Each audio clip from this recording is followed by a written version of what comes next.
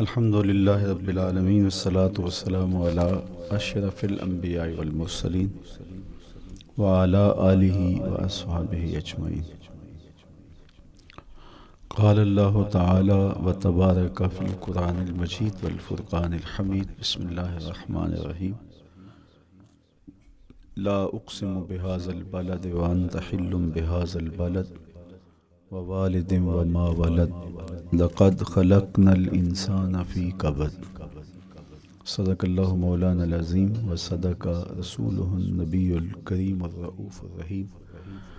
اللہم نور قلوبنا بالقرآن وزین اخلاقنا بالقرآن وادخلنا الجنة بالقرآن ونجنا من النار بالقرآن۔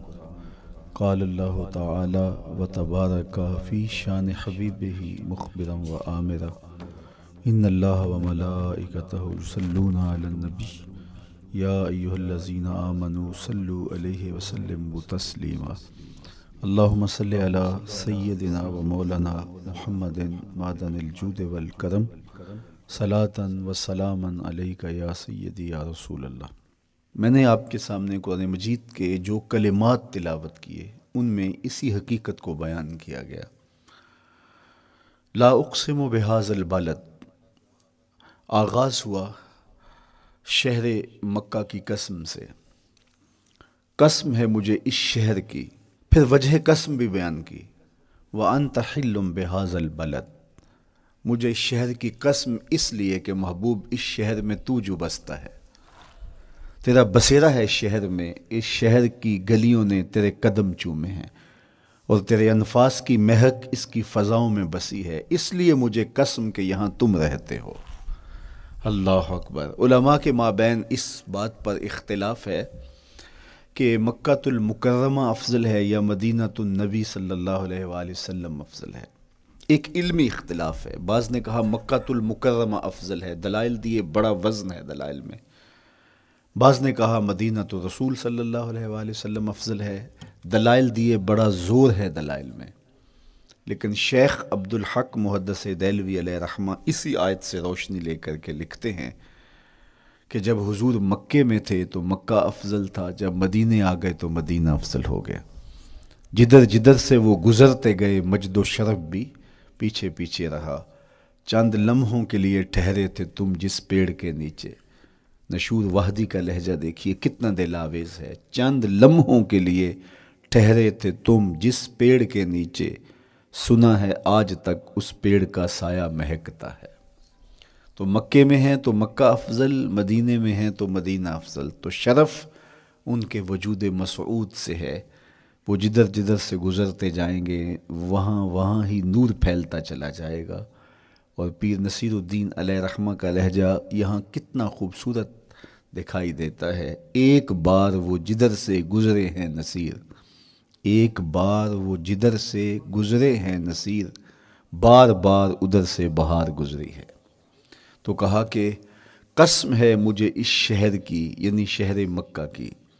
کیوں اس شہر کی قسم؟ وَأَنْتَ حِلٌّ بِهَذَا الْبَلَدِ، کہ محبوب اس شہر میں تمہارا قیام ہے، اس شہر میں تمہاری رہائش ہے، تمہارے انفاس کی مہک ہے اس شہر کی فضاؤں میں، اور تمہارے قدموں کو چھوا ہے اس شہر کی گلیوں نے، اس لیے قسم کہ یہاں آپ رہتے ہو۔ وَوَالِدٍ وَمَا وَلَدَ، اور قسم ہے باپ کی، اور قسم ہے جو اس کی اولاد ہے۔ والد سے مراد کیا ہے اور ما ولد سے مراد کیا ہے؟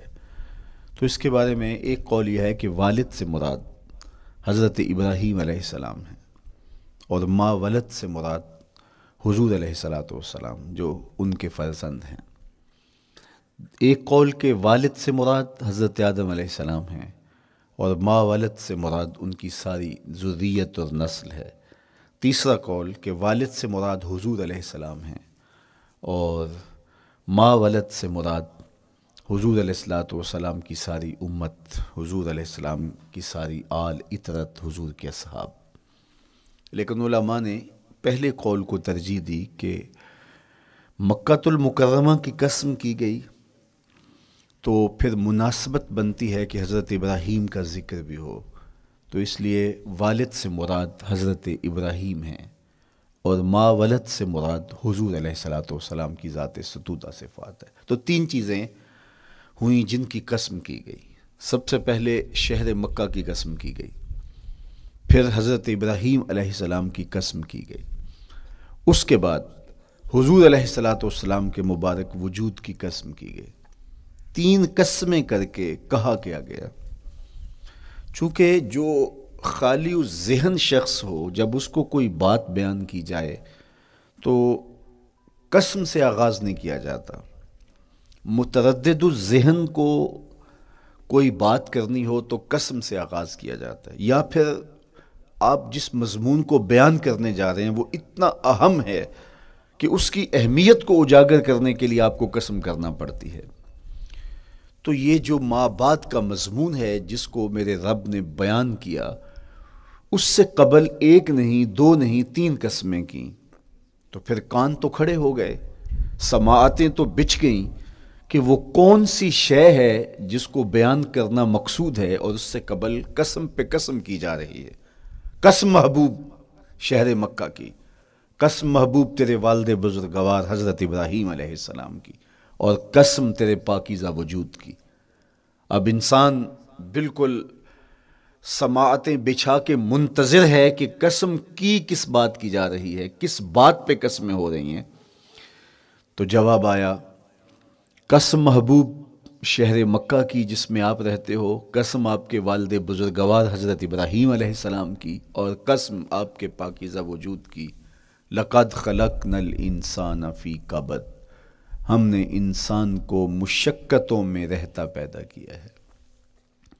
یعنی انسان کی زندگی کے اندر مشقتیں، مشکلیں، آلام، مصائب، حالات کی تلخیاں، سخت مراحل، یہ اس کی زندگی کا حصہ ہے، اور ہم نے اس کو ڈیزائن اس طرح کیا ہے کہ یہ ان ساری مشکلات سے نہ بردآزما ہوگا اور حالات کی تلخیوں کا مقابلہ کرے گا، اور خیر و شر کے ساتھ ساری زندگی اس کا تعلق رہے گا۔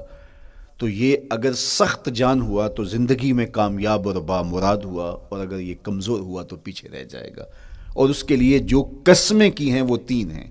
قسم کا اور جواب قسم کا تعلق ہوتا ہے، یعنی جس پہ قسم کی جا رہی ہے تو جو قسم کی جا رہی ہے اس کا کوئی آپس میں تعلق ہوگا۔ جب پھولوں کا ذکر کریں گے تو پھر اس کے متعلقات ہی بعد میں بیان کریں گے۔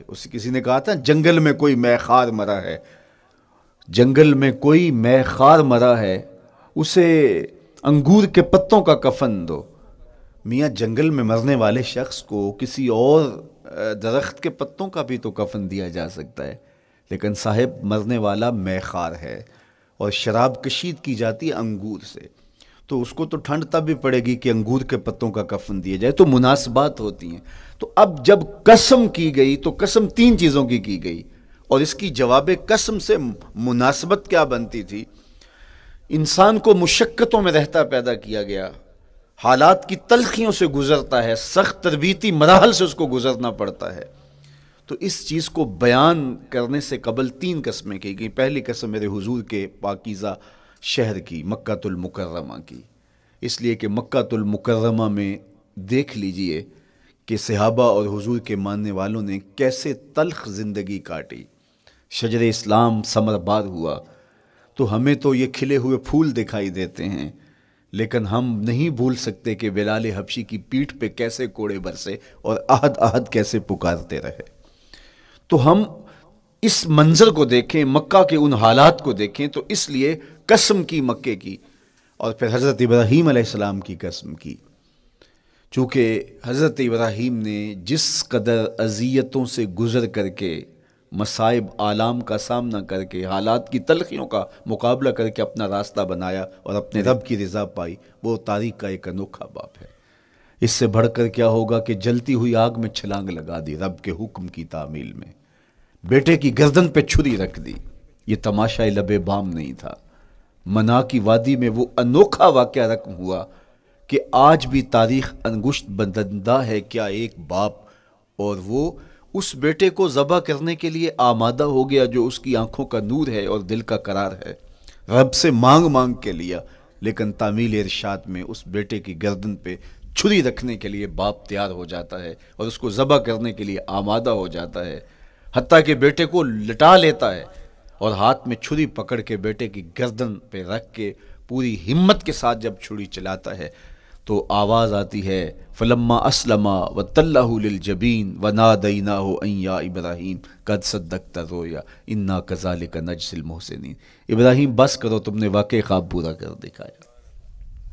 اپنی بیوی کو، اپنے نو مولود بچے کو وادی غیر ذی زرع میں چھوڑ آنا، جہاں کچھ بھی میسر نہیں تھا، یہاں آپ کو آپ کے ماں باپ چھوڑ کے جاتے ہیں، ایک خوبصورت آسودہ ماحول ہے، اور آپ کو جس مقصد کے لیے چھوڑ کے جا رہے ہیں تو وہ مقصد بھی آپ کی اور ان کے پیش نظر ہے، لیکن اس کے باوجود بھی جو ہے وہ آنکھیں نم ہو جاتی ہوں گی کہ ہم اپنی اولاد کو یہاں چھوڑ کے جا رہے ہیں، جبکہ ایک محفوظ پناہ گاہ میں آپ کو چھوڑ کے گئے۔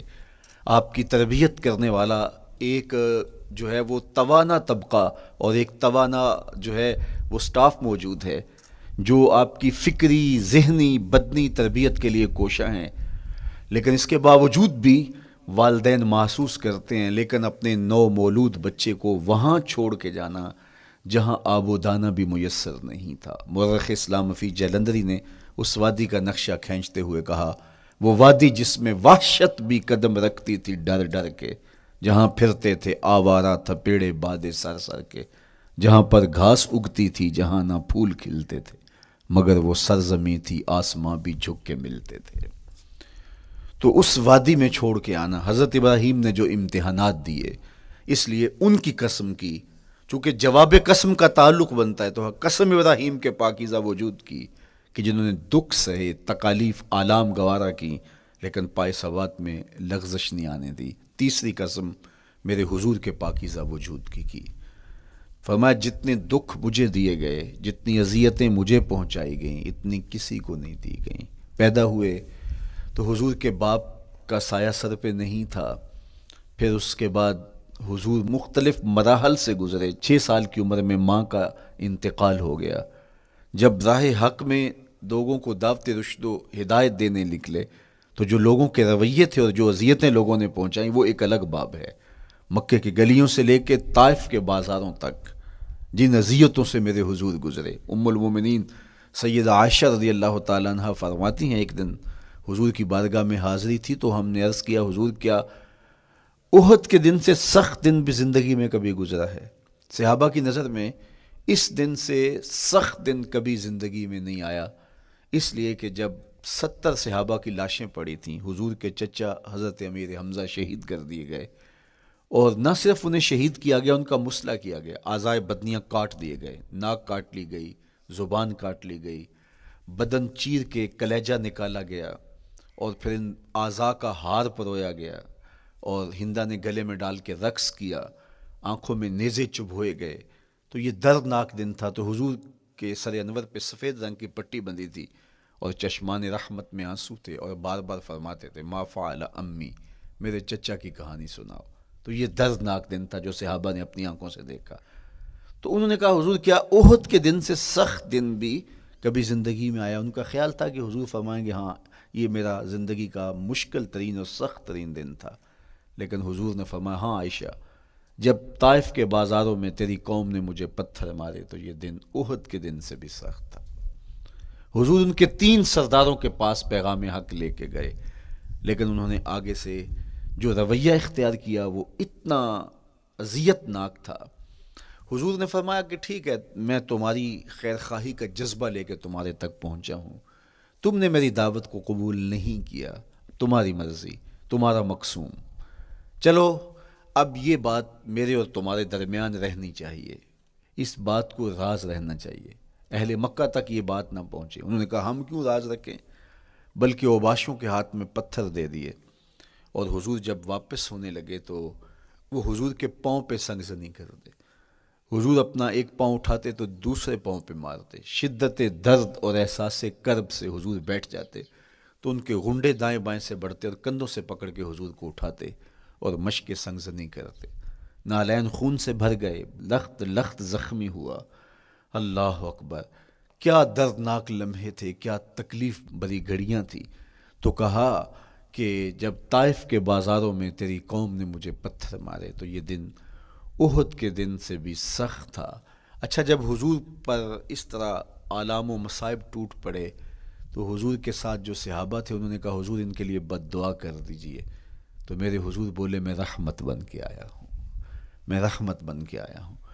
اللہ اکبر، ان کا تقاضا پہم بڑا تو حضور کے ہاتھ اٹھ گئے، اور پھر حضور نے جو کہا سنیے، اللہم اہد قومی فإنہم لا یعقلون، اے اللہ میری قوم کو ہدایت دے دے، یہ مجھے جانتے نہیں، اگر جانتے تو ان کا میرے ساتھ یہ رویہ نہ ہوتا۔ تو پتھروں کے جواب میں دعائیں دینا پیغمبروں کا حوصلہ ہوتا ہے۔ اللہ اکبر، مورخ اسلام حفیظ جلندری نے کیا خوبصورت پیرائے میں نقشہ کھینچا کہ حضور ہاتھ اٹھا کے دعا مانگ رہے ہیں، الہی کرم کر کو سارے طائف کے مکینوں پر، الہی پھول برسا ان پتھروں والی زمینوں پر۔ تو حضور نے دکھ سہے، تکلیفیں سہی، اب 3 قسمیں کی۔ شہر مکہ کی قسم، جہاں حضور کے صحابہ نے تکلیفیں سہی، اس شہر کی گلیوں میں انہیں گھسیٹا گیا اور ان کو کچی کھالوں میں لپیٹ کے دھونیاں دی گئیں، انہیں اذیت ناک مراحل سے گزارا گیا۔ حضرت ابراہیم مشکل سے مشکل زندگی کاٹی اور رب کی رضا جوئی کے لیے کوشاں رہے، اور میرے حضور نے سخت ترین اذیتوں، مقاومتوں، مخالفتوں اور تکلیفوں کا سامنا کیا۔ تو ان 3 چیزوں کا حوالہ دے کر، ان 3 چیزوں کی قسم کر کے اب انسان کو بتایا جا رہا ہے کہ تم مشکلات سے تمہیں گزرنا پڑے گا، حالات کی تلخیاں تمہیں سہنی پڑیں گی، کسی مرتبے تک پہنچنے کے لیے تمہیں پھر تکلیفوں کی راہ اختیار کرنی پڑے گی۔ تم کون ہوتے ہو؟ میرا محبوب ہو تو تکلیفیں وہ بھی اٹھائے، 2 جہاں کا مالک ہو اور طائف کے بازاروں میں اس کے پاؤں پہ بھی پتھر پڑیں، اور کونین کا سردار ہو اور ان کے اوپر اوجری ڈال دی جائے، کائنات کا مالک ہو اور ان کو مکے کی گلیوں کے اندر ان کے گلے میں عقبہ بن ابی معیط کپڑا ڈالے اور تاؤ دے، تو کیا ان مشکلات سے تم بچ سکتے ہو؟ جب تم کسی منزل تک پہنچنا چاہتے ہو تو پھر یہ حوالے ماضی کے دیکھ لو، 3 قسمیں کر کے اس حقیقت کو بیان کیا۔ ابراہیم علیہ السلام کے وجود کو دیکھ لو، حضرت مصطفیٰ کریم علیہ السلام کی ذات ستودہ صفات کو دیکھ لو، اور مکے کی گلیوں میں صحابہ کے ساتھ جو ظلم اور جبر ہوئے اور انہوں نے جو مصیبتیں اور مشقتیں کاٹی وہ ساری دیکھ لو۔ تو 3 قسمیں کھا کر کے کہا کہ بے شک انسان مشقتوں میں رہتا پیدا کیا گیا ہے۔ اس لیے قافلہ انسانی کے وہ افراد جو کسی منزل کے متلاشی ہوتے ہیں، جو جستجو کی زندگی بسر کر رہے ہوتے ہیں، ان کو پھر مشکلات سے گزرنا پڑتا ہے اور حالات کی تلخیاں ان کو گوارا کرنا پڑتا ہے، کشاکش حیات سے ان کو ٹکرانا پڑتا ہے، اور ان کو آگے بڑھنے کے لیے ان کو تکلیفوں سے گزر کر کے، جان گسل مراحل سے گزر کر کے پھر منزل کی طرف عازم سفر ہونا پڑتا ہے۔ کیا میں نے اس خاکدان سے کنارہ، جہاں رزق کا نام ہے آب و دانہ، پلٹنا جھپٹنا جھپٹ کر پلٹنا، لہو گرم رکھنے کا ہے ایک بہانہ، پرندوں کی دنیا کا درویش ہوں میں کہ شاہین بناتا نہیں آشیانہ۔ تو زندگی مشکل مراحل سے گزر جانے کا نام ہے۔ اقبال نے کہا تھا ہے شباب اپنے لہو کی آگ میں جلنے کا نام۔ یہ زندگی آسان نہیں ہے، یہ حالات کی تلخیوں کا مقابلہ کرنے کا نام ہے، یہ ضبط نفس کا نام ہے، یہ اپنے من کی تربیت کا نام ہے۔ حضرت امام راضی سایت کریمہ کے تحت لکھتے ہیں کہ جب بچہ شکم مادر میں ہوتا ہے تو وہ 3 پردوں میں ہوتا ہے، ایک جھلی کا پردہ، ایک رحم مادر کا پردہ اور ایک پیٹ کا پردہ۔ تو 3 پردوں میں وہ بیچارہ بڑی عجیب سی حالت میں ہوتا ہے۔ یہ اس کا پہلا مرحلہ ہے تخلیق کے بعد، اس کے بعد پیدائش کا دوسرا مرحلہ ہے، یہ زچہ بچہ دونوں کے لیے موت و حیات کے مرحلے ہوتے ہیں۔ اس کے بعد وہ پیدا ہوا، اس دنیا پہ آیا، تو اس کی مشکل کیا ہے؟ زبان ہے بولنا نہیں جانتا، دیکھتا ہے پہچان نہیں سکتا، سنتا ہے سمجھ نہیں سکتا، ہاتھ ہیں پکڑ نہیں سکتا، ٹانگیں ہیں چل نہیں سکتا۔ کتنی مشکل بن گئی، یہ سب کچھ چیزیں ہونے کے باوجود بھی وہ بے بس دکھائی دیتا ہے، اس کو دودھ مانگنے کے لیے بھی رونا پڑتا ہے۔ تو یہ ایک مرحلہ تھا۔ پھر آہستہ آہستہ اس نے بولنا سیکھا، ایک ایک حرف کر کے، لفظ لفظ جوڑ کے وہ جملے مکمل کرتا رہا۔ آج تو زبان کا طوطی بولتا ہے، آج تو بات کریں تو جو ہے وہ ماحول تھم جاتا ہے، لیکن انسان ذرا پلٹ کے آغوش مادر میں تیری ماں نے ایک ایک حرف تجھے سکھایا تھا، ایک ایک لفظ تجھے سکھایا تھا، لفظ لفظ کر کے، حرف حرف کر کے جملے بنے، اور آج تیری گفتار کی شوخی کے تذکرے زمانے میں ہیں، تو پھر تجھے بولنا سکھایا، تو چل نہیں سکتا تھا، آج تیری جو ہے وہ جولانیاں دیکھنے والی ہیں، تیری رفتار کو کوئی چھو نہیں سکتا ہے، تیری آنکھوں کی بجلیاں آج عقابوں سے بڑھ کر ہیں، آج تیرے کانوں کے اندر نغموں کا جہاں آباد ہے، آج تیرے ہاتھوں کی گرفت کہ آگے شیر غراں بھی ہو تو وہ بھی بے بس ہو جاتا ہے، لیکن دیکھ تو کتنا مجبور تھا۔ اچھا چلو وہاں سے آگے آئے، پھر زندگی کو سیکھنا پڑتا ہے، آداب سیکھنے پڑتے ہیں، کس سے کیا بات کرنی ہے سیکھنا پڑتا ہے، آگے بڑھے، جوانی کی دہلیز پہ پہنچے۔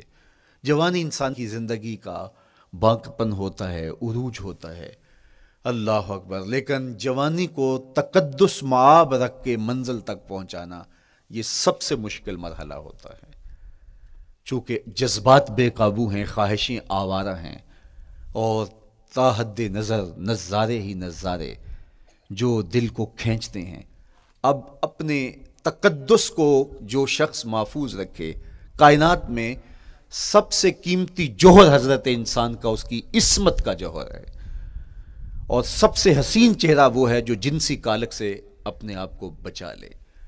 تو جوانی ہو، باقپن ہو، اور پھر اپنی خواہشات کو بے قابو نہ ہونے دیا جائے، سب سے مشکل مرحلہ پوری زندگی میں یہ آتا ہے۔ کسی نے کہا تھا کتاب زیست کا ایک اور باب بیت گیا، شباب بیت گیا، ایک عذاب بیت گیا۔ تو شباب کا ختم ہونا اور اس کو خیریت سے منزل تک پہنچنا، یہ کتنا بڑا مشکل مرحلہ ہوتا ہے۔ جس کا جوانی میں باطن کا چہرہ مسخ ہو جاتا ہے اور جنسی کالک سے جو چہرہ آلودہ ہو جاتا ہے، اس کا عفت کا دامن داغدار ہو جاتا ہے، تو اس لیے وہ چہرہ تاباں ہے، وہ چہرہ روشن ہے، وہ چہرہ منور ہے جو اپنے آپ کو کالک نہیں لگنے دیتا اور اپنی عصمت کی حفاظت کرتا ہے۔ میرے حضور نے بھی ارشاد فرمایا، سبعۃ یظلھم اللہ تعالی فی ظلہ یوم لا ظل الا ظلہ، 7 اشخاص ایسے ہیں قیامت کے دن جب کوئی سایہ نہیں ہوگا، اللہ ان کو اپنے عرش کا سایہ عطا کرے گا۔ ان میں سے پہلا شخص امام عادل حکمران، دوسرا شخص وشاب نشأ فی عبادت اللہ، وہ جوان جس کی جوانی اللہ کی عبادت میں بسر ہوئی۔ تیسرا وہ شخص ورجل قلبہ معلق بالمساجد، وہ شخص جس کا دل مسجد میں لگتا ہے، مسجد میں جمتا ہے۔ اور چوتھا شخص ورجل دعتہ امرأۃ ذات منصب وجمال فقال انی اخاف اللہ، وہ شخص جس کو دعوت گناہ ملی اور حسن قدموں میں بچھنے کے لیے بےتاب ہوا، اور اس نے کیا کہا، انی اخاف اللہ، میں اللہ سے ڈرتا ہوں، میرا اللہ مجھے دیکھ رہا ہے۔ میرے حضور نے فرمایا قیامت کے دن جب کوئی سایہ نہیں ہوگا، اللہ اس کے اوپر اپنے عرش کا سایہ تان دے گا۔ جو اپنی عصمت کے جوہر کو بچا گیا، تو یہ ایک مشکل مرحلہ تھا، اپنی جوانی کے تقدس کی حفاظت کرنا۔ میرے حضور نے ارشاد فرمایا انا حبیب اللہ، میں اللہ کا حبیب ہوں۔ جو جوان جوانی میں توبہ کرتا ہے وہ بھی اللہ کا حبیب ہے۔ کتنا بڑا اعزاز ہے اور کتنا بڑا کمال ہے جو شخص کو ملتا ہے جو جوانی میں اپنی عصمت کے تقدس کی حفاظت کرتا ہے، اپنی آبرو پہ پہرا دیتا ہے، اپنی نظروں کی حفاظت کرتا ہے، اپنی سوچوں کو آوارہ نہیں ہونے دیتا، اپنے خیالوں کو بھٹکنے نہیں دیتا، اپنی خواہشات کو بے قابو نہیں ہونے دیتا۔ تو یہ مشکل ترین لمحہ تھا۔ اس کے بعد امام راضی کہتے ہیں اب شادی کا مرحلہ ہوا، تو پہلے خود اپنی ذمہ داری تھی، اب کسی کا بوجھ بھی اٹھانا پڑا، یہ اگلی مشکل آ پڑی۔ پھر بچے ہوئے تو پھر اپنی زندگی تو ختم ہو گئی، پھر ساری زندگی، پھر بڑھاپے میں چلے جائیں، ارذل العمر تک چلے جائیں، یہ ساری زندگی مشکلات لقد خلقنا الانسان فی کبد۔ تو ہمیں عملی طور پہ مشکلات کے مقابلے کے لیے تیار ہونا چاہیے۔ دیکھیے ہم جب شکار کرنے جاتے ہیں اور وہ خطرناک جنگل ہو جس میں شیر، بھیڑی اور دیگر جانور بھی ہوں، تو پھر ہم حفظ ما تقدم کے طور پہ سب کچھ ساتھ لے کے جاتے ہیں اور اس انداز سے جاتے ہیں کہ ہمارے اوپر اگر کوئی حملہ ہو تو بچاؤ کی یہ تدبیر ہو۔ تو ہم عملی طور پہ اس کے لیے خود تیار ہوتے ہیں، تو پھر کوئی ہونے والا حملہ غیر متوقع نہیں ہوتا اور ہم اس کے لیے اپنے آپ کو مستعد اور فعال پاتے ہیں۔ اسی طرح میں اور آپ اگر زندگی کے اس فلسفے سے آگاہ نہیں ہوں گے کہ زندگی مشکلات کا مجموعہ ہے، حالات کی تلخیاں ساری زندگی ہمارے ساتھ رہیں گی، تو کوئی بھی تکلیف، کوئی بھی اذیت، کوئی بھی ایسا واقعہ جو ہم نہیں چاہ رہے ہوں گے وہ روح پذیر ہوگا تو ہم گھبرا جائیں گے اور پھر اس وقت ہم دکھی ہو جائیں گے۔ اس لیے ہمیں یہ قرآن نے سکھایا ہے کہ تم عملی طور پہ زندگی کی سختیوں کا مقابلہ کرنے کے لیے آمادہ اور تیار ہو جاؤ۔ قرآن مجید میں جو صبر کا لفظ ہے اس کا مفہوم یہ ہے کہ حالات کی جو تلخیاں تمہارے اوپر آتی ہیں، وہ غربت بھی ہو سکتی ہے، وہ بیماری بھی ہو سکتی ہے، وہ لوگوں کی عداوت اور دشمنی بھی ہو سکتی ہے، وہ اور بہت ساری چیزیں ہوتی ہیں، وہ جنگوں کی حالت کا بپا ہو جانا اور تمہارا دشمنوں کے نرغے میں گر جانا، یہ سب کچھ ہو سکتا ہے۔ تو اس کے اوپر استقامت کے ساتھ تم کھڑے رہو اور تم ان کو برداشت کرنے کی اپنے اندر ہمت اور حوصلہ رکھو، تو پھر وہ تمہارا صبر ہوگا، اور یہ قوت اگر تمہارے اندر پیدا ہو جاتی ہے تو پھر تمہاری زندگی آسان اور سوکھی ہو جاتی ہے۔ لیکن اگر یہ دولت تمہیں نصیب نہیں ہوتی تو پھر ساری زندگی دکھوں اور شکووں سے بھری رہتی۔ اس لیے ہمیں یہ چیز سیکھ لینی چاہیے کہ زندگی نام ہی مشکلات سے نہ برد آزما رہنے کا ہے۔ عملی طور پہ ہم دیکھو، ہمیں پتہ ہے سردی آ رہی ہے تو اس کا ہم پہلے انتظام کرتے ہیں، تو سردی ہمیں دکھی نہیں پھر کرتی، ہم سردی سے بھی لطف لیتے ہیں، موسم برسات سے بھی مزہ لیتے ہیں، اور گرمی سے بھی ہم ایک حاز حاصل کر لیتے ہیں اگر ہم اس کو جو ہے اس کے لیے عملی طور پہ اپنے آپ کو تیار کر لیں۔ لیکن اگر ہم اس کے لیے تیاری نہیں کریں گے تو سوائے گھبراہٹ کے اور کچھ نہیں ہوگا۔ تو مجھے اور آپ کو عملاً اپنے آپ کو اس بات کے لیے آمادہ کرنا پڑے گا کہ زندگی ان حالات کی تلخیوں سے ٹکرانے کا نام ہے، اور ساری زندگی ہمیں ان مراحل سے گزرتے رہنا پڑے گا۔ اور قرآن نے جو ہے وہ 3 قسمیں کر کے، اور 3 قسمیں بھی شہر مکہ کی اور محبوب کریم کے پاکیزہ وجود اور جناب ابراہیم علیہ السلام کی، تاکہ تمہیں پتہ چلے جب ان کو بھی ان مراحل سے گزرنا پڑا میں اور آپ کیا بیچتے ہیں۔ اس لیے ہمیں اپنی زندگی کو ان راہوں پہ ڈالتے ہوئے صبر اور استقامت، اب صبر اور استقامت کی دولت ہمیں کیسے نصیب ہوگی، یہ دولت کس طرح، یہ قوت راسخہ ہمارے اندر کیسے پیدا ہوگی، اور کس طرح ہمارے من کے اندر یہ چیزیں سمائے گی۔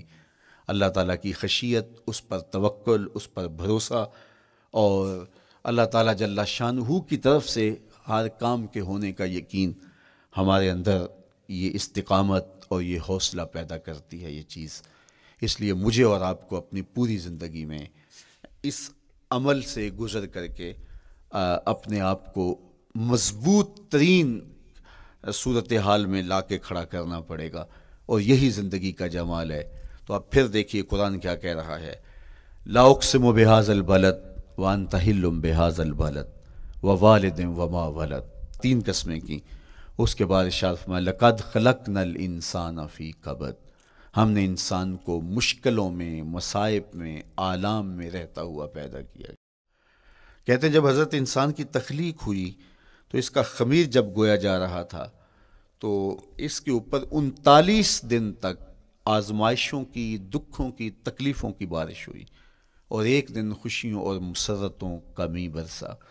تو انسان کی زندگی کے اندر حالات سے ٹکرانا اور دکھوں کو سہنا اور دکھوں سے مقابلہ کرنا یہ سیکھنا پڑے گا، اور جب انسان اس کو عملی طور پہ سیکھ جائے گا تو پھر زندگی کا جمال اور زندگی کا حسن نصیب ہوگا۔ دوسری بات، ہمیں اپنی زندگی میں 7 چیزوں کو اپنا اصول بنا لینا چاہیے، اور یہ 7 چیزیں وہ ہیں جو ہماری زندگی کو ایک خوبصورت سانچے میں ڈھال کر کے ہمیں ایک پاکیزہ اور ستھرا انسان بنا دیتی ہیں۔ پہلی چیز، التمسک بکتاب اللہ، اللہ کی کتاب سے جڑ جانا، وابستہ ہو جانا۔ جب ہم کتاب اللہ سے وابستہ ہو جائیں تو پھر ہمارے باطن کی اور نفس کی تربیت ہوتی ہے، اور پھر ہم وہ مطلوب انسان بنتے ہیں جو ہمارا رب ہم سے تقاضا کرتا ہے۔ تو اس لیے ہمیں اپنی زندگی میں اس چیز کو لازم کر لینا چاہیے کہ ہمارا کوئی بھی دن قرآن مجید کی تلاوت کے بغیر نہ گزرے۔ اپنے دن کا آغاز قرآن مجید کی تلاوت سے کیجیے۔ سورہ یاسین سے جو اپنے دن کا آغاز کرتا ہے، سارا دن اللہ کی امان میں رہتا ہے، اس کی حفاظت میں رہتا ہے۔ اور اپنی شب کا آغاز سونے سے پہلے سورہ الملک کی تلاوت کریں، آپ ساری شب اللہ کی امان میں، اس کی حفاظت میں رہیں گے۔ اور قرآن مجید کو سمجھ کر اس کے مفاہیم و مطالب کے ساتھ ایک رکوع کم از کم پوری زندگی، اپنی زندگی کے نصاب میں آپ کتنا وقت مختلف امور کے لیے سر انجام دیتے ہیں۔ یہ کتاب انسانی ہدایت کے لیے، انسانی تربیت کے لیے، اس سے کوئی اور بہتر اور مؤثر جو ہے وہ نصاب نہیں ہو سکتا ہے۔ انسان سازی کا بہترین ذریعہ ہے یہ کتاب، اور اس کتاب کے ذریعے سے جو ہے وہ انسان پستیوں سے اٹھ کے بلندیوں تک جا پہنچتا ہے۔ اقبال نے تو کہا کہ گر تمی خواہی مسلمان زیستن، نیست ممکن جز بقرآن زیستن۔ اگر تو مسلمان بن کے جینا چاہتا ہے تو قرآن کے بغیر ایک قدم بھی نہیں چل سکتا۔ تو آگے چل کے اسی نظم میں کہا کہ فاش می گوئم آنکھ در دل مزمرست، این کتابیں نیست چیزیں دیگرست۔ اگر میں کھل کے بیان کر دوں جو میرے سینے میں چھپا ہے تو میں تجھے بتا دوں کھل کے یہ کتاب نہیں، یہ کوئی اور ہی شے ہے۔ کن لوگوں کو کہاں سے اٹھایا اور یہ کتاب کہاں تک لے گئی، جو باہمی جنگ و جدل میں الجھے ہوئے تھے اور حرف شناس بھی نہیں تھے، جو سواد آشنا بھی نہیں تھے، پھر انہوں نے جو ہے وہ روما کی سلطنت بھی الٹ کے رکھ دی۔ یہ کرشمہ تھا اس کتاب کا، جس نے زندگی کا جمال ان کی روحوں کے اندر پیدا کر دیا۔ تو میں اور آپ اپنی زندگی میں قرآن مجید سے کبھی بھی دور نہ ہوں، روزانہ کی بنیاد پہ آپ تلاوت کلام مجید اپنی زندگی میں شامل رکھیں۔ انشاءاللہ اس کے اجالے دنیا میں اور آخرت میں آپ اپنی آنکھوں سے مشاہدہ کریں گے۔ حضرت امام احمد بن حنبل فرماتے ہیں، میں نے رب سے کہا کہ مجھے اپنا قرب عطا کر، آواز آئی میرا قرب چاہتے ہو تو قرآن پڑھا کرو۔ یہ رب کی قربت کی بھی ضمانت ہے اور ضبط نفس اور باطن کی تربیت کا بھی ذریعہ ہے۔ اچھا، دوسری بات، والاقتداء بسنت رسول اللہ صلی اللہ علیہ وآلہ وسلم۔ ہمارے لیے بہترین نمونہ ہمارے حضور علیہ الصلوۃ والسلام کی زندگی ہے، حضور کے دیا ہوا نظام حیات ہے جس پر حضور نے خود عمل کر کے دکھایا۔ میرا عشق رسول، میری محبت رسول اس بات کا تقاضا کرتی ہے کہ میں ان کے طریقہ حیات کے مطابق اپنی زندگی گزاروں۔ اسلام دعوے کی بات نہیں کرتا، دلیل ہم سے مانگتا ہے۔ آج میں کہتا ہوں میں عاشق رسول ہوں، اور اتنا بڑا عاشق رسول ہوں کہ میرے جیسا زمانے میں دوسرا کوئی نہیں۔ میرے جذبات ایسے دکھائی دیتے ہیں، آسمان کو چیر دوں گا اور زمین کو پھاڑ دوں گا، لیکن ہمسایوں کے ساتھ میرا سلوک بتاتا ہے کہ میں عاشق رسول نہیں ہوں۔ دوستوں کے ساتھ میرا رویہ بتاتا ہے کہ میں عاشق رسول نہیں ہوں۔ میں کسی سے وعدہ کرتا ہوں اور پھر اس پہ پورا نہیں اتر پاتا، تو صاحب پھر آپ عاشق رسول نہیں ہیں، آپ کچھ اور ہیں۔ عشق رسول تو یہ ہے کہ میرے محبوب علیہ السلام نے کسی سے عہد کیا ہے کہ تمہارے آنے تک میں یہاں کھڑا ہوں، اور وہ جا کے بھول جاتا ہے، اور میرے حضور 3 دن وہاں منتظر رہتے ہیں۔ وہ اچانک گزرا اور دیکھا تو حضور علیہ الصلوۃ والسلام کھڑے ہیں، تو خود پریشان ہوا، صرف اتنی بات اسے کہی، صاحب تو نے مجھے مشکل میں ڈال دیا، تو نے مجھے مشقت میں ڈال دیا۔ عہد کیا ہے تو پھر اس کی پاسداری نبھا کے دکھائی۔ اللہ اکبر! میں اگر حضور سے محبت کرنے والا ہوں تو میرا رویہ بتائے کہ میں عاشق رسول ہوں۔ میری زبان پہ جھوٹ نہیں بول سکتی۔ آپ سے پوچھا گیا کہ مومن بزدلی کر سکتا ہے؟ کہا نہیں، بہادر ہوتا ہے، لیکن ہو سکتا ہے کبھی اس سے بزدلی سرزد بھی ہو جائے۔ پھر پوچھا گیا کہ مومن بخیل ہو سکتا ہے؟ کہا نہیں، سخی ہوتا ہے، لیکن ہو سکتا ہے کبھی اس سے بخل بھی سرزد ہو جائے۔ پھر تیسرا سوال حضور سے کیا گیا، مومن جھوٹا ہو سکتا ہے؟ فرمایا جھوٹا نہیں ہو سکتا، یہ پکی بات ہے کہ مومن جھوٹ نہیں بول سکتا۔ میں اور آپ اپنے رویوں میں دیکھیں کہ ہم کھڑے کہاں ہیں۔ آج ہم ان جگہوں پہ بھی جھوٹ بولتے ہیں جہاں جھوٹ بولنا ہماری مجبوری بھی نہیں ہوتی، چونکہ یہ ہماری فطرت ثانیہ اور عادت بن چکا ہے، اور ہم اس کو برا ہی نہیں سمجھتے۔ جبکہ جھوٹ جب کوئی شخص بولتا ہے، حدیث پاک میں آتا ہے اس کے منہ سے بدبو نکلتی ہے، رحمت کے فرشتے 1 میل دور ہٹ جاتے ہیں اس سے۔ اور سویر سے شام تک جب ہمارے معمولات یہ ہوں تو پھر ہم کہاں کھڑے ہیں اور رحمت کے فرشتے کہاں کھڑے ہیں؟ تو حضور علیہ الصلوۃ والسلام کی سنت کا اتباع حضور کی محبت کی دلیل ہوگی۔ امام قرطبی نے لکھا ہے، اللہ کی محبت کا کوئی دعویٰ کرے تو کیا دلیل ہوگی کہ یہ واقعی محب الہی ہے؟ تو کہا اللہ سے محبت کا دعویٰ کرنے والے کے لیے دلیل یہ ہے کہ وہ قرآن سے پیار کرے۔ قرآن سے پیار اور قرآن سے محبت کی دلیل یہ ہے کہ حضور کا پیار سینے میں رکھے.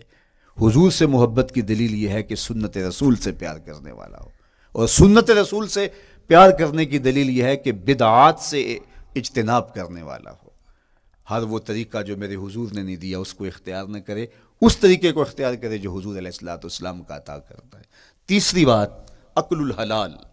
یہ وہ بنیادی اصول ہیں جو ہماری زندگیوں میں اتر جانے چاہیے اور ہم ایک صالح اور خوبصورت انسان بن کے اس معاشرے کا حصہ بن سکتے ہیں. عقل حلال زندگی میں شامل ہو تو زندگی کو جمال نصیب ہوتا ہے اور باطن اور ظاہر کو طمانینت نصیب ہوتی ہے. اگر رزق پاک نہیں ہے تو آپ کعبے بھی جائیں تو وہاں بھی آپ محروم پلٹیں گے.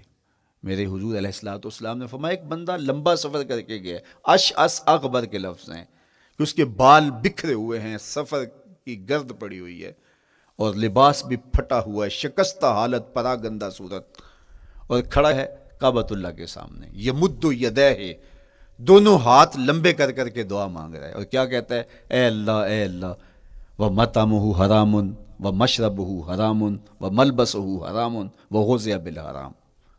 فرمایا اس کا کھانا حرام کا ہے، اس کا پینا حرام کا ہے، اس نے جو لباس پہنا ہے وہ حرام کا ہے. میرے حضور فرماتے ہیں بتاؤ اس کی دعا کیسے قبول ہوگی؟ اب لمبا سفر کاٹ کے حرم کعبہ میں پہنچے، غلاف کو پکڑ پکڑ کے دعائیں کر رہا ہے، لمبے لمبے ہاتھ کر کے دعائیں مانگ رہا ہے، ملتزم سے لپٹا ہوا ہے، حتیم میں سجدہ ریز ہو کے رو رو کے دعائیں مانگ رہا ہے، لیکن دعا قبول نہیں ہوتی. کیوں؟ اس لیے کہ اس کے پیٹ میں لقمہ حرام کا ہے، اس کے بدن پہ لباس حرام کا ہے. تو اسلام نے جتنا زور حلال کمانے، حلال کھانے اور حلال اختیار کرنے پر دیا ہے، تو ایک مومن اگر اسلام کے مبادیات سے بھی آگاہ ہو تو اس کی تو زندگی کے اندر جو ہے وہ حرام گھس ہی نہیں سکتا ہے، بلکہ وہ مشکوک سے بھی اجتناب کرے. چوتھی چیز، کف الاذی. اپنے آپ کو ایسا بناؤ کہ تمہارے وجود سے کسی کو ضرر اور تکلیف نہ پہنچے. ہمارا اسلام تو ہمیں یہ بتاتا ہے کہ تم پیاز یا لہسن کھا کے مسجد میں نہ جاؤ کہ تمہارے منہ سے جو سمیل آتی ہے اس سے کسی کو تکلیف نہ پہنچے. تو یہ اسلام کی دی ہوئی تعلیمات ہیں کہ مسجد میں بھی جانا ہے تو اپنے آپ کو دیکھو کہ تمہاری حالت کیا ہے، تمہاری وجہ سے کسی کو تکلیف نہ پہنچے. تمہارے رویے اتنے خوبصورت ہوں، تمہارے ہمسائے بتائیں کہ یہ واقعی مسلمان ہے.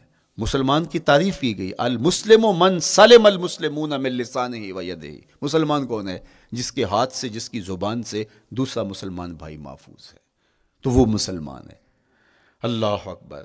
ہم یہ جو کہتے ہیں السلام علیکم، اس کو کہتے ہیں تحیت المسلم، مسلمان کا تحیت. تو اس میں اس کے معنی پہ غور کریں تو ہم اس کو ضمانت دے رہے ہوتے ہیں، السلام علیکم، تیرے اوپر سلامتی ہو. تو ہم اپنی جانب سے اسے ضمانت دیتے ہیں، میرے بھائی میری طرف سے تیری عزت، تیری جان، تیری آبرو سلامت ہے، اب میری جانب سے تو پریشان نہیں ہونا، میں تجھے سلامتی کی ضمانت دیتا ہوں. اور وہ آگے سے کیا کہتا ہے؟ وعلیکم السلام. میرے بھائی پھر میری جانب سے بھی تیرا سب کچھ محفوظ ہے. اگر سلام کا مفہوم اچھی طرح ہماری روحوں میں اتر جائے تو پھر ایسا ہو نہیں سکتا کہ ہم جس کو السلام علیکم کہہ دیں پھر اس سے ہم دھوکہ کریں یا اس کی آبرو پہ حملہ آور ہوں یا اس کے مال پہ حملہ آور ہوں جب السلام علیکم کہہ دیا.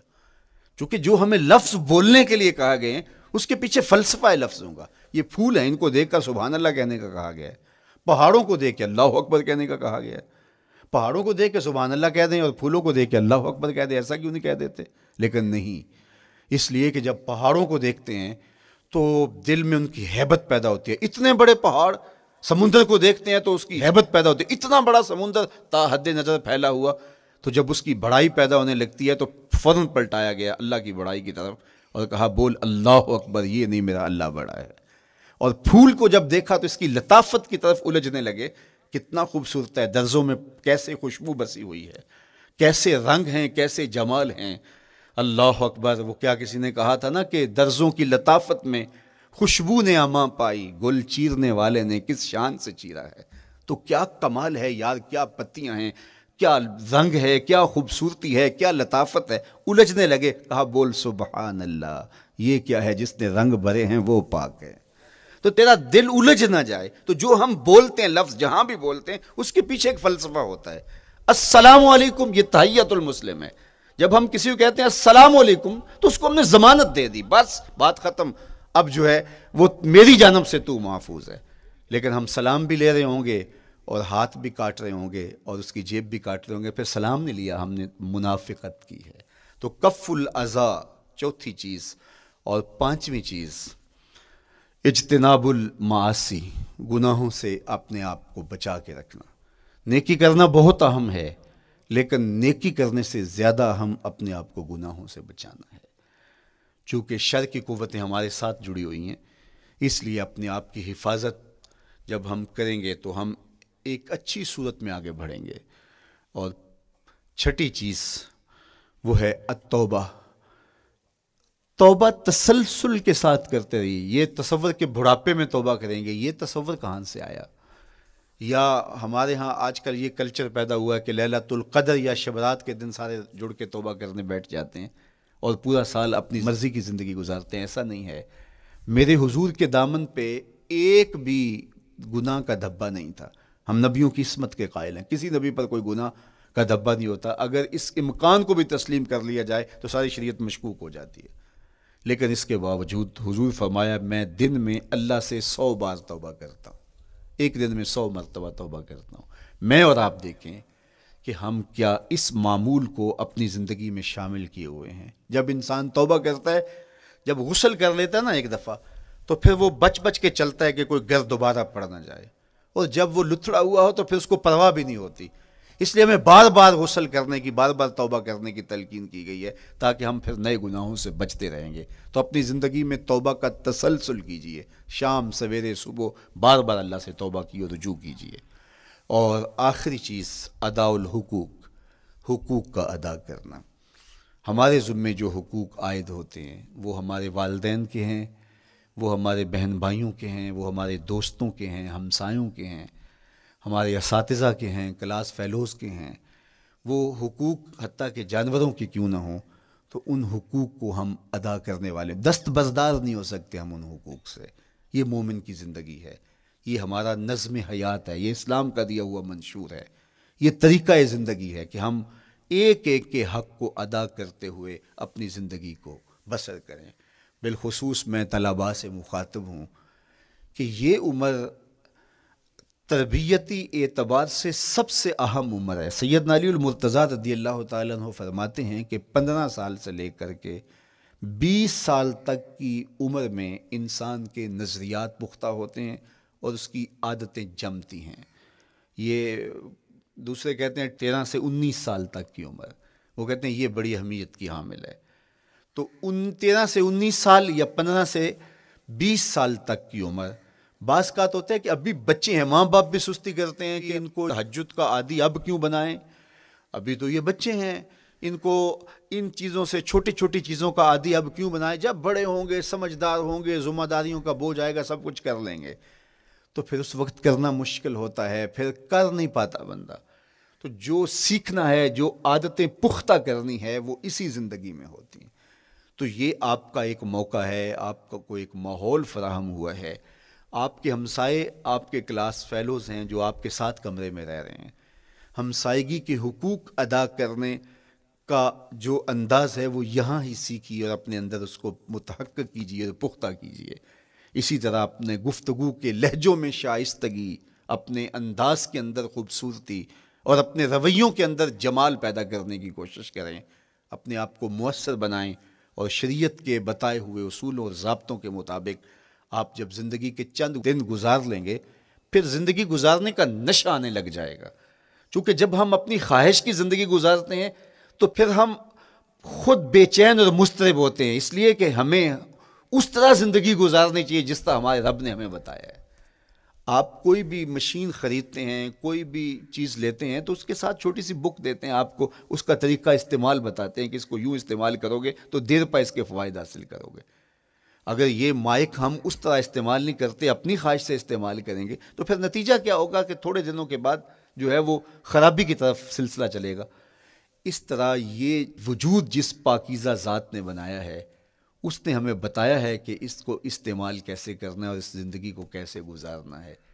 اور پھر انسان کو ایک ماڈل اور نمونہ بھی چاہیے تو کہا نمونہ دیکھنا ہے تو محمد عربی کی ذات دیکھ لو، ادھر دیکھتے جاؤ اور زندگی گزارتے جاؤ، دیکھنا تمہاری زندگی کتنی خوبصورت اور کتنی پروقار گزرتی ہے۔ اللہ آپ کو دنیا آخرت کی برکتیں دے، اپنی پناہوں اور اپنی امان اور اپنی حفاظتوں کا حصار دے، اور آنے والا کل اللہ بہتر فرمائے، میرے وطن کی خیر کرے، میرے ملک کو امن کے اجالے دے، یہاں دہشت گردی کے سلگتے الاؤ ٹھنڈے کر کے امن کی بہاریں پیدا کر دے۔ کی محمد سے وفا تو نے تو ہم تیرے ہیں، یہ جہاں چیز ہے کیا لوح و قلم تیرے ہیں۔ وآخر دعوانا ان الحمدللہ۔